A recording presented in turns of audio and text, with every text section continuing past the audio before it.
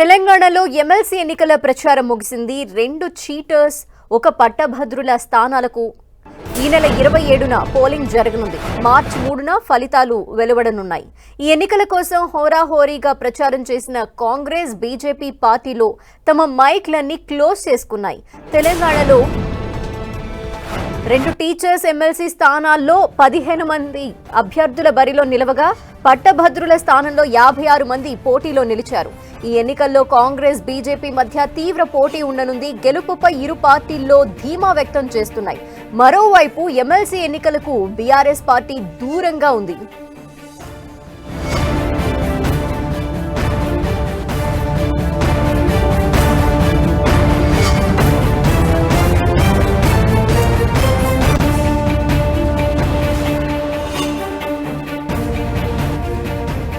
తెలంగాణలో ఎమ్మెల్సీ ఎన్నికల ప్రచారం ముగిసింది. 2 టీచర్స్, ఒక పట్టభద్రుల స్థానానికి 27న పోలింగ్ జరగనున్న నేపథ్యంలో మరిన్ని డీటెయిల్స్ మా ప్రతినిధి సతీష్ అడిగి తెలుసుకుందాం. సతీష్, తెలంగాణలో ప్రధాన రాజకీయ పార్టీలతో పాటు స్వతంత్ర అభ్యర్థులంతా కూడా హోరాహోరీ ప్రచారాన్ని కొనసాగించడం జరిగింది. దాదాపు 2 నెలల పాటు అభ్యర్థులంతా కూడా ప్రచారాన్ని కొనసాగించారు. ఈ ఎన్నికలు బీజేపీ అదేవిధంగా కాంగ్రెస్ 2 పార్టీలు కూడా ప్రతిష్టాత్మకంగా తీసుకోవడం జరిగింది. వీరితో పాటు ఇటు పలు స్వతంత్రంగా పోటీ చేస్తున్న అభ్యర్థులు కూడా ఎన్నికల్లో గెలుపు ధీమా వ్యక్తం చేస్తూ వారు కూడా ప్రచారం కొనసాగించడం జరిగింది. దాదాపు ఎన్నికల షెడ్యూల్ అమల్లోకి వచ్చే కంటే ముందే చాలామంది అభ్యర్థులు ముందస్తుగానే ప్రచారాన్ని కొనసాగించడం జరిగింది. అయినా ప్రస్తుతం ఎన్నికల కోడ్ అమల్లోకి వచ్చింది.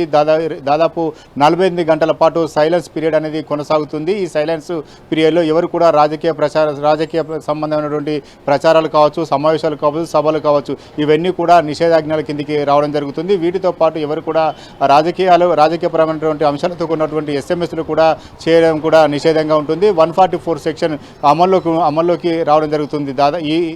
ఈరోజు 4 గంటల నుంచి 27వ తేదీ 4 గంటల వరకు ఈ కోడ్ అమల్లో ఉంటుంది. ఇదంతా కూడా సైలెన్స్ పీరియడ్ కింద పరిగణలోకి తీసుకోవడం జరుగుతుంది. 144 సెక్షన్ పకడ్బందీగా అమలు చేస్తారు. ఎన్నికలు సజావుగా నిర్వహించేందుకు ఇటు అధికార యంత్రాంగం అంతా కూడా పూర్తిగా ఏర్పాటు చేయడం జరిగింది.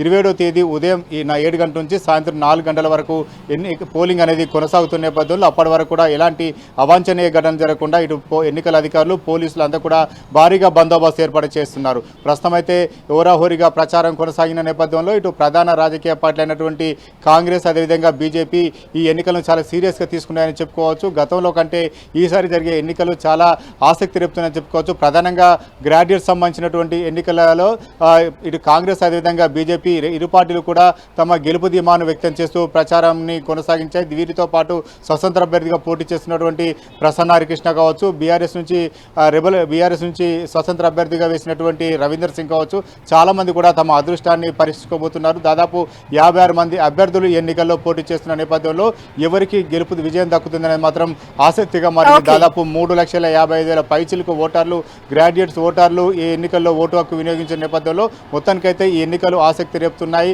కాంగ్రెస్ అదేవిధంగా బీజేపీతో పాటు ఇతర స్వతంత్ర అభ్యర్థుల్లో ఎవరు విజయం సాధిస్తారనేది మాత్రం వేచి చూడాల్సింది. మొత్తానికైతే ఎన్నికలు సైలెన్స్ పీరియడ్ మాత్రం కొనసాగుతుంది. ఈ సైలెన్స్ పీరియడ్లో రాజకీయమైనటువంటి అంశాలకు సంబంధించినటువంటి పైన ఖచ్చితంగా ఎన్నికల అధికారులు నిఘా పెట్టడం జరుగుతుంది. వారిపైన కేసులు నమోదు చేసే అవకాశం ఉంటుంది. కాబట్టి ప్రస్తుతం అయితే ఎన్నికల పోలింగ్ ముగిసే వరకంతా కూడా సైలెన్స్ పీరియడ్ అమల్లోకి ఉంటుంది. థాంక్యూ సతీష్.